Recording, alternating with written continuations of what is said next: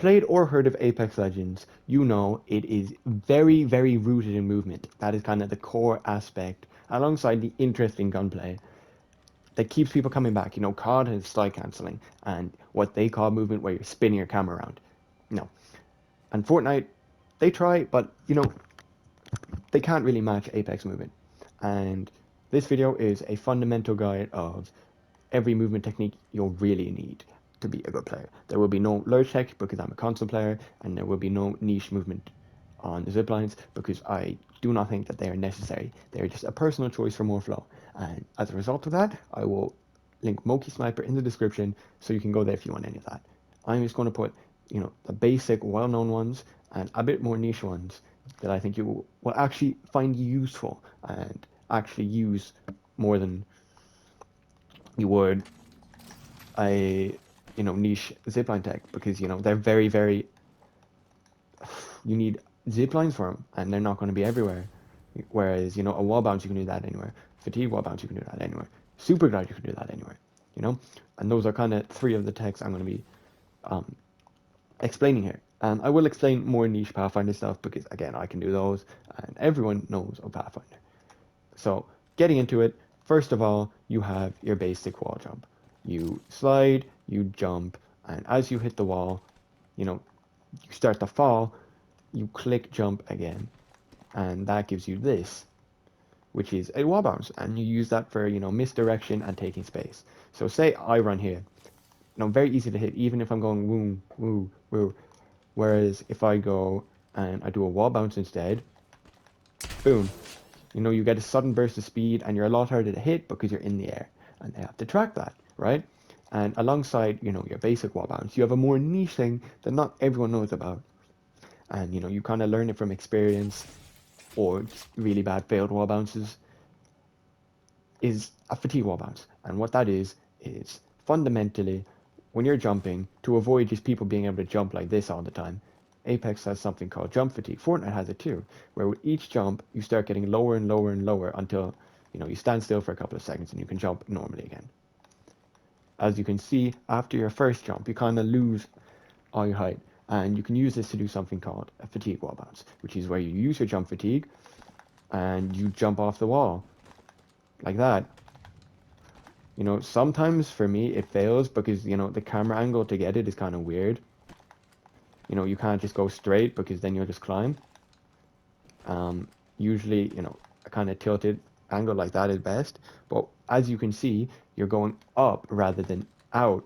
You know, eventually you will go out, but you can use it to get, you know, faster pop shots. You know, I kind of can't do it on forward facing, and I don't know why. It's just me. I'm sure anyone that actually has a better understanding and more drive to learn it than I do will understand it a lot better. But I just use it to, you know, take pop shots at someone on the ledge.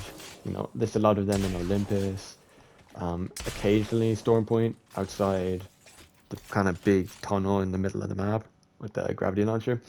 But realistically, I wouldn't be using them any more than that. You know, it's niche, but still incredibly useful in, you know, a lot of endgame situations too. On E-District, I've used them.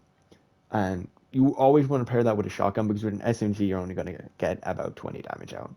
And you need a gun that can do high damage per shot. Second of all, I know I'm not going to use any niche movement that requires ziplines, but everyone should know a zipline super jump. And what that is you go to your zipline and it's interact jump jump. You know, and what that is it's like a normal zipline jump, but you get a lot more height and distance from it because I think it stacks the jump inputs and then combines them. I don't really know. Again, Moki will have a way better description of this because he is your go-to for movement guides and, you know, understanding movement on a core level. But effectively, you know, you can use it to fly forward, combine for zipline jump, boom, boom, boom, boom, and etc. Onto my personal favorite, we are on to super glides. Now, as you can see, I'm a different legend because I had another 13 minutes of footage recorded, but I was muted. Will be different. So yeah, can't use that. But how a super glide works is you jump and crouch at the end of a climb, and it just sends you flying forward. I don't know why. Don't ask me to explain it. Couldn't tell you what causes that. It's just how it works, and it is my favorite just because of how goofy it is. You know, there is a lot of interactions. Like if you have Wraith Phase or Octane or any speed boost, for some reason it lets you do them backwards on console, but otherwise the only way to do it is with a tap strafe, which I do not have the luxury of doing. Um, and yeah, it's just very useful to send yourself forward.